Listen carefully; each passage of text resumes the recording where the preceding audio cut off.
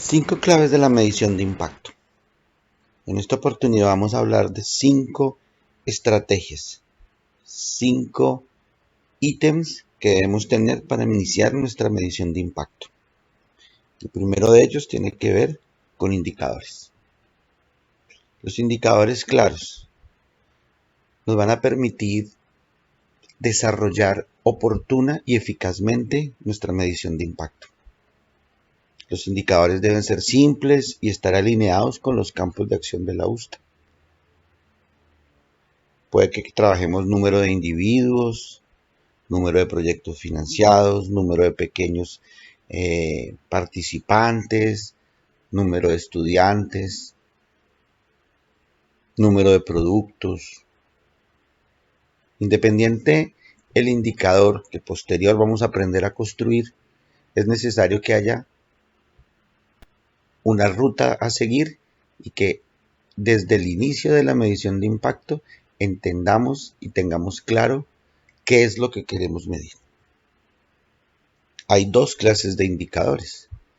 Los indicadores del proyecto, aquellos indicadores que hacen o que dan cuenta de los objetivos, de las metas, de la consecución de un último fin o de un fin último que se buscaba con la formulación de un programa, un proyecto, una acción, una actividad. Estos indicadores puede que no estén. Si vamos a medir proyectos de unos años atrás en la universidad, nos vamos a encontrar que posiblemente no fueron formulados con indicadores. ¿Qué hacer? Ubicar los objetivos. ¿Qué hacer? Ubicar los productos. Y tratar de reconstruir indicadores que me permitan entender el alcance o no de esos objetivos, de esas metas que se plantean. Esos indicadores de proyecto no dependen de nosotros, dependen de las personas que hayan formulado el proyecto. Ahora, están los indicadores de impacto. Estos siempre deben estar. Estamos haciendo una metodología y una medición de impacto. Por ende deben estar. Se construyen al final del proceso.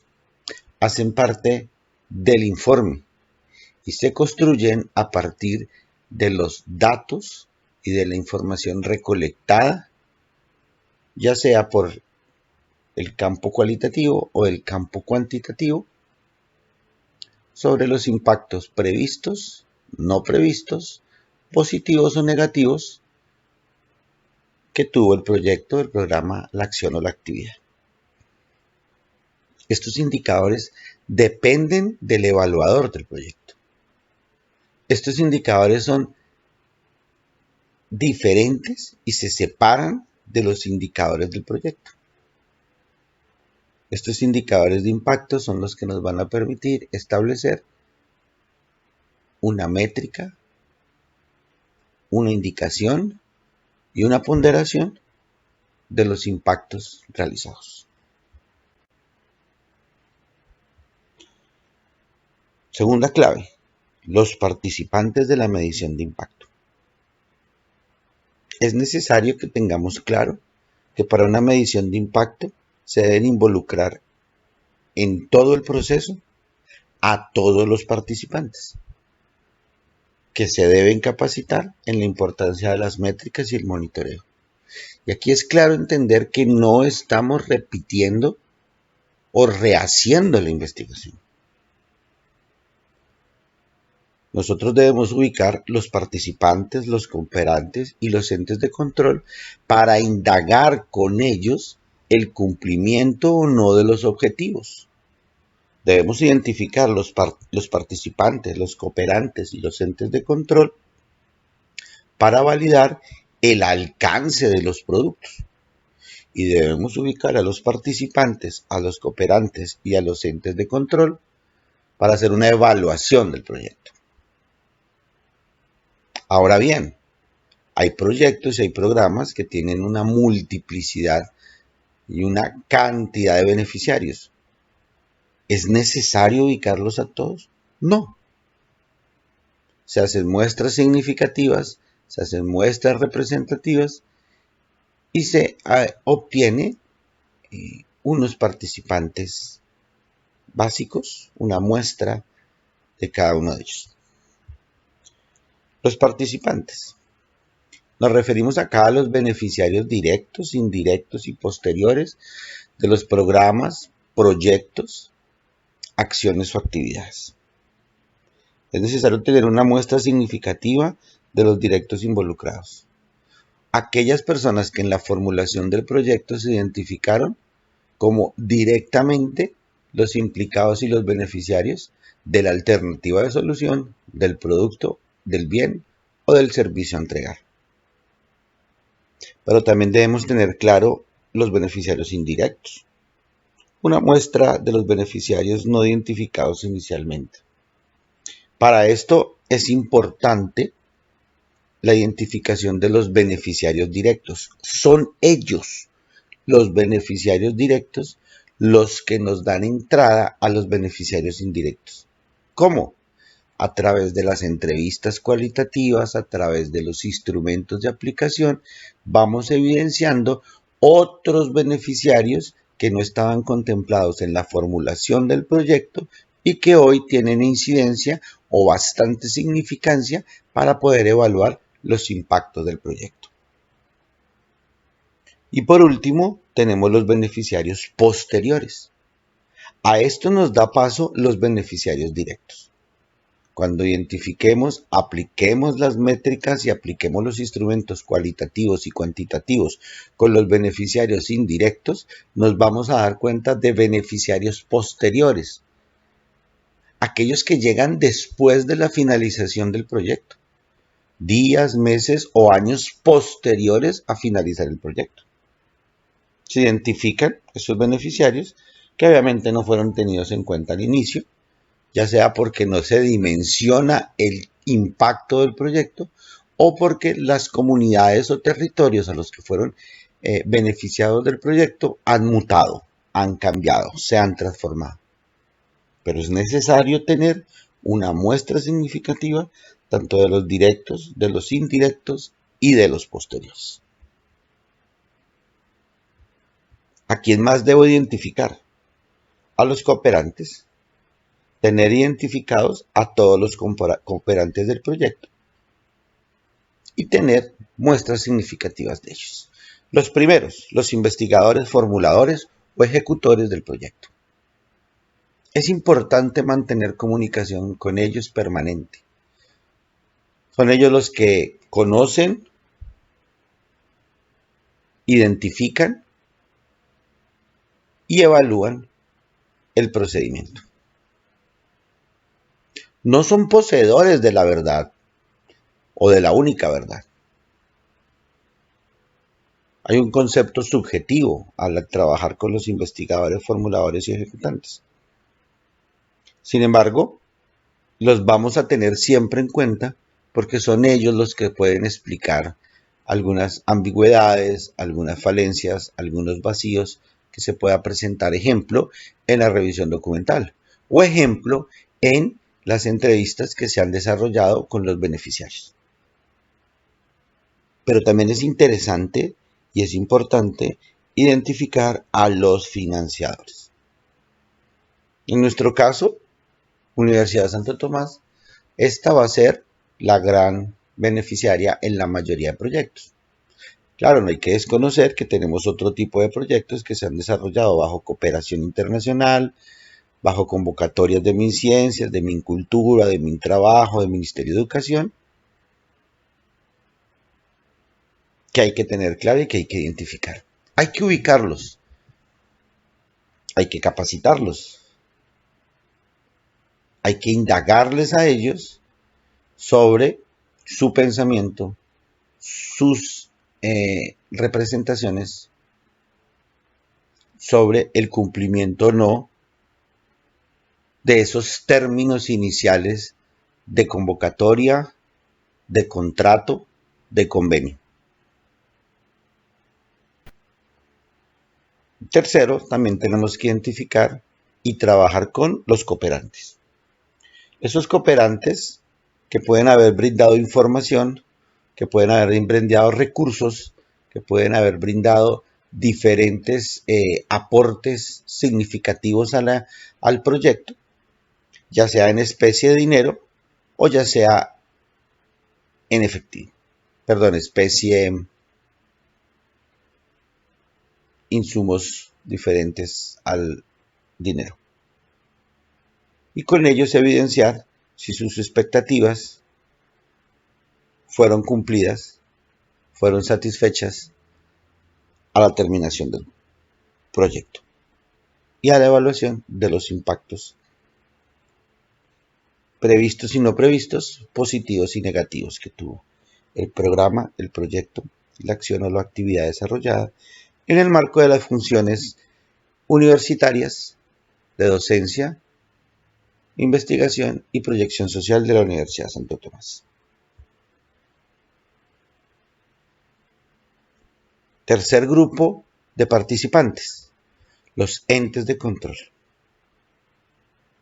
ya sea colectivos o ya sea sujetos que desarrollaron diferentes acciones de control, supervisión, veeduría o contraloría de los proyectos. Pueden ser personas internas a la institución, a la Universidad de Santo Tomás, o en el caso de proyectos con financiación externa, personas no directamente relacionados con la universidad ni con el grupo de investigación o de formulación y ejecución del proyecto. Es claro identificar los supervisores del proyecto, a algunos líderes o lideresas de las comunidades beneficiadas y los centros de control de los financiadores del proyecto. Con todos ellos hay que aplicar las tablas y la metodología MIUSTA para poder tener claro la identificación de los impactos de un proyecto. La tercera clave de la medición de impacto tiene que ver con las evidencias. Las evidencias hacemos hincapié en el seguimiento a la revisión documental, al acervo teórico y a las evidencias en sí mismas que nos ayudan a mejorar la comunicación con las partes interesadas, ya que nos va a permitir hablar el mismo idioma y nos va a permitir trabajar sobre los mismos indicadores, objetivos o metas. Hay dos tipos de evidencias. Las primeras tienen que ver con la documentación, es decir, esas evidencias teóricas del proyecto. El proyecto formulado, el proyecto inicial, el formato de presentación de la propuesta, el sílabus, la estructura de núcleos problemáticos de un programa, la necesidad evidenciada, pero debe haber un punto cero en el cual el proyecto es formulado y la razón por ser formulado. Aquellos informes parciales que se hayan entregado en el desarrollo del proyecto, programa, acción o actividad. Y unos informes finales y los informes sobre productos. Es necesario tener siempre esa información. Claro, volvemos a la gran dificultad con la que nos vamos a encontrar de años posteriores, es que tal vez no encontremos la documentación. No tener un proyecto documentado es una gran dificultad, pero no impide hacer la medición de impacto. Hay otro tipo de evidencia, y son las que tienen que ver con lo que hemos llamado evidencias pre y post a la ejecución. Y es un ejercicio de comparación entre los productos finales, bienes o servicios, versus los objetivos, las metas, los indicadores, los conceptos de los beneficiarios y el abordaje de la problemática. Comparar un artículo con la problemática y poder dar un concepto si con esa producción se ha generado un impacto. hacia la solución de la problemática, hacia el beneficio de los participantes, hacia el cumplimiento de los indicadores, hacia el alcance de las metas o hacia el desarrollo de los objetivos. ¿Qué va a permitir eso? Entender la pertinencia, la congruencia, la coherencia, la oportunidad y la teoría del cambio es vista desde los impactos ya previstos, evidenciados, positivos o negativos de los proyectos. Otra clave es entender que los procesos de medición de impacto son procesos de investigación. La medición de impacto implica indagar, comprender, formular, apreciar, concluir, evaluar, escuchar, discernir, verbos claves de investigación. Miremos algunos de ellos. ¿Por qué decimos que la medición de impacto permite indagar? Porque desarrolla instrumentos y procesos que se basan en entrevistas semiestructuradas, en revisión documental y matrices de revisión, en triangulación de datos y en observación de cambios. Por eso indaga, por eso pregunta, por eso escrutina, por eso realiza un proceso de investigación. Pero también concluye.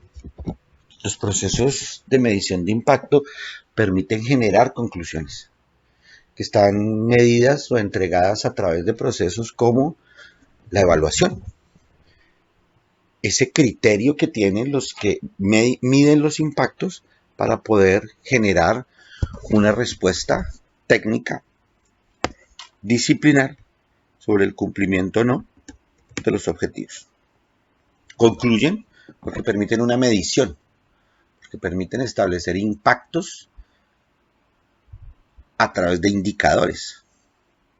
Y concluye porque el proceso termina con un documento de carácter publicable, de carácter público, que se llama el informe de medición de impacto.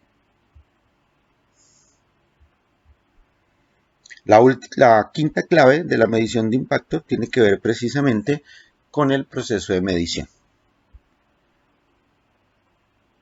El proceso de medición de impacto y en lo que nos llama particularmente la estrategia MIUSTA está basado en indicadores y métricas. Es la clave del proyecto, del proceso. Cuando hablamos de indicadores, estamos hablando de indicadores de nivel internacional, nacional e institucional sobre impactos. No podemos descartar los indicadores estandarizados internacionales sobre ciencia, tecnología o impactos, los estándares o indicadores nacionales sobre proyectos de desarrollo, planes institucionales, metas de ciencia y tecnología, metas de cobertura, metas de calidad educativa. Y obviamente los institucionales que tienen que ver con planes de desarrollo de la universidad, planes de desarrollo de las facultades y las unidades o planes de acción de los docentes.